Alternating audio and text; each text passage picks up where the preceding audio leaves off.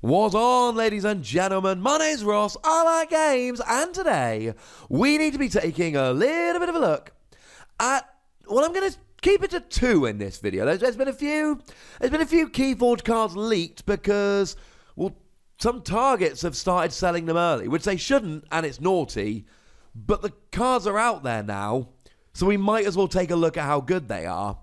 And there are a couple of Grand Star Republic cards, and oh my goodness, they are phenomenal. Like crazy phenomenal good. Let's have a look, shall we? Starting off with, I want to say Book of IEQ, or it could be Book of LQ. But generally the words on Keyforge cards are capital, so let's start off with Book of IEQ. And ladies and gentlemen, this is a ridiculous card. Now, it is an artifact, which means you play it and it does go down exhausted. But then, as of next Grand Star Republic turn, you can use it every Grand Star Republic turn. It's got an action, reveal the top card of your deck. If it is a non-Star Alliance card, its house becomes your active house.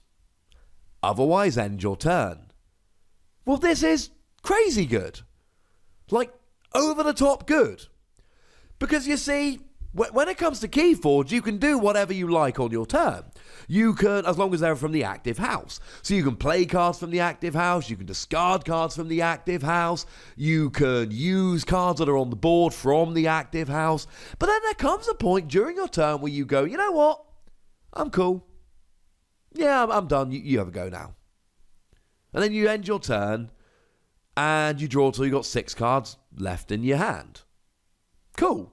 Well, 6 cards unless you've got something like a Mother, for instance, which will increase the number of cards in your hand. But otherwise, you just end your turn. Well, here, you basically just go, worth a punt. And you just have a look at the top card of your deck. Now, it does say end your turn. And we will need a ruling, I assume, when we say end your turn, we mean kind of end the doing stuff part of your turn and then draw till you've got 6 cards in hand.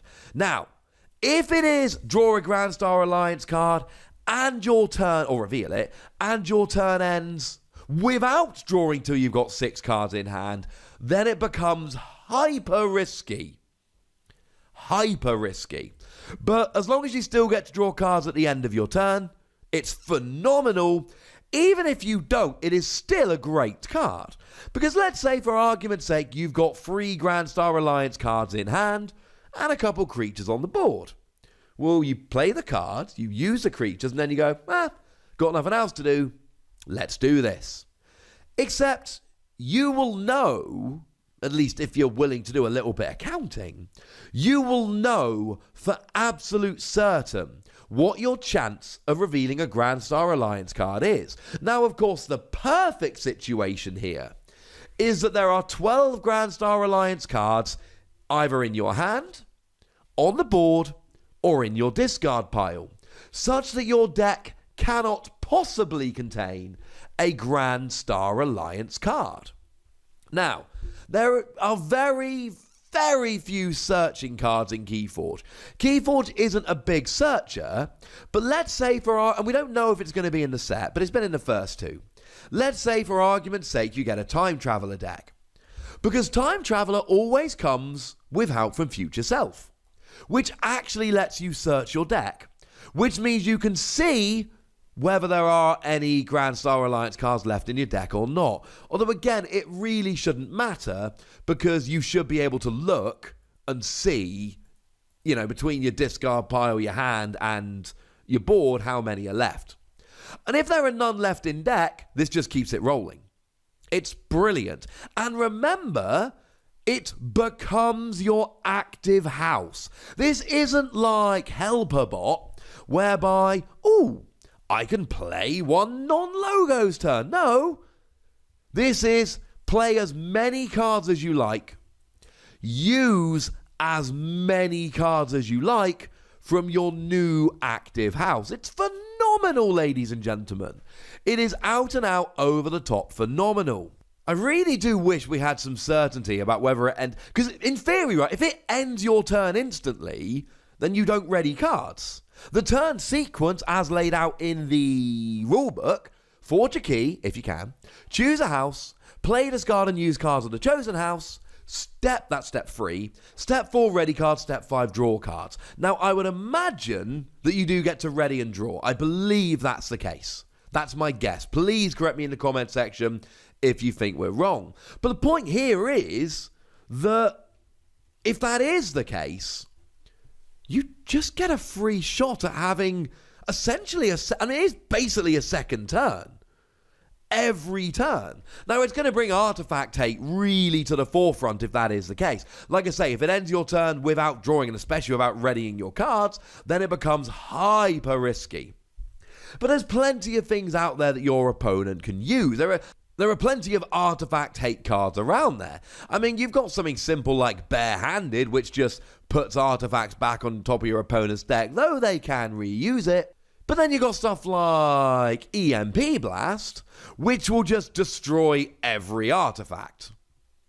Which is pretty good, incidentally. just gets rid of every single artifact on the board. That is yours and your opponent's. Of course, what I really love here is, and obviously EMP Blast is not going to be in the set, Mars isn't, it's just an example. But what I really like here is the idea of using something like remote access. Because you see, remote access just lets you use an artifact of your opponent's as if it were yours. Well, remote access, if you're not playing the Star Alliance, you are definitely not going to reveal a Star Alliance card. So you guarantee, essentially, an extra turn. Now, of course, if you are playing that, then you're having a Logos turn. If you reveal a Logos card, Logos becomes your active house, boo, hiss, etc. But it still gives you a pretty good chance. This has the potential to be one of the most broken cards we've seen. It's crazy good. And this would be a great time to mention a previous card that got spoiled from the Grand Star Alliance, Navigator Alley. When you play or fight or reap, you look at the top 3 cards of your deck and put them back in any order. Yeah, you see where we're going with this, ladies and gentlemen?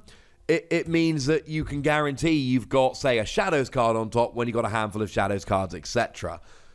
The Navigator Alley combo with this is kind of broken.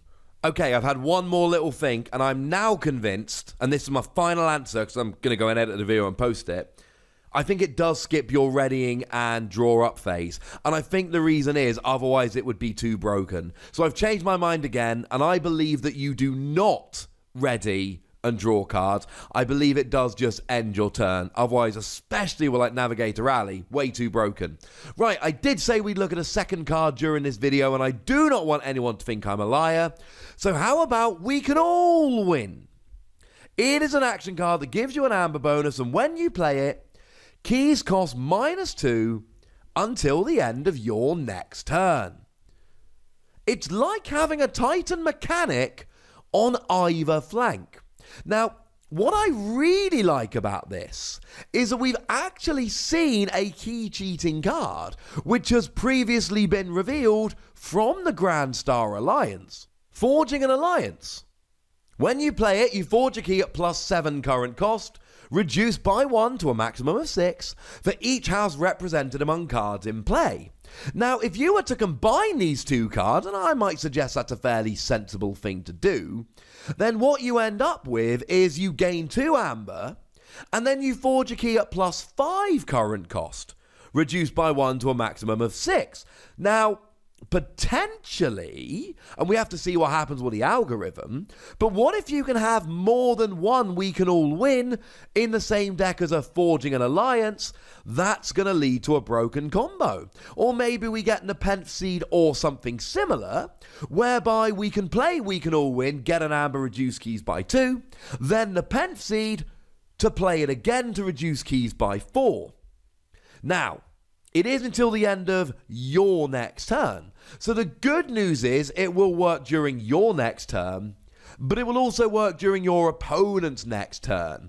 So even if you can combine this with something like Forging an Alliance, do please bear in mind that if you reduce the cost of forging a key by 4 or 6, it is overwhelmingly likely that your opponent will be able to forge a key. Of course, this is one of those situations you'll know. Like, if you look at the table and your opponent has 1 amber, then you know that you're going to be safe to reduce the cost of keys down to 2, because you know your opponent's only got 1. Now, the exception to that is if your opponent has a deck with a key cheating card, like, for instance, Key Charge, because they would then be able to play a Key Charge and forge a key at -4, which would be a bad thing. So do please bear that in mind. But this is awesome. I mean, it's the kind of card, right, where you don't have to play it. It is your choice as to whether you play it or not. So if your opponent's forged 2 keys and has 4 amber, maybe you don't play this.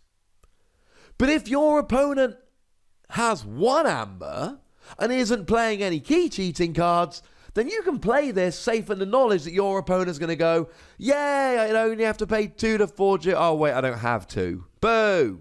And then, of course, you could potentially use this to reduce the cost of forging a key with a key cheating card now, and then again at the beginning of your next turn. This could completely swing a game around. I really like it.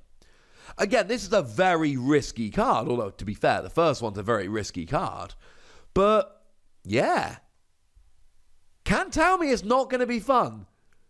These are some fun cards. So there we go, ladies and gentlemen. There are a few other new cards that have been revealed. I will, of course, show you them in the very near future. So if you're not subscribed to this channel, might I suggest you do so? Please? And then, of course, do make sure that you pop a comment down below, like, going nuts while being nice. And then make sure you like this video, subscribe to this channel, as previously mentioned, and follow me on Twitter at the Wossy, where we talk Keyforge and a whole bunch of other games. And do consider checking out patreon.com/PTCGradio, where you can support the channel, get some bonus podcasts, etc. But by far the most important thing, as always, look after yourselves till next time. Thank you very much for watching. My name's Ross, and you've been watching Wossy Plays.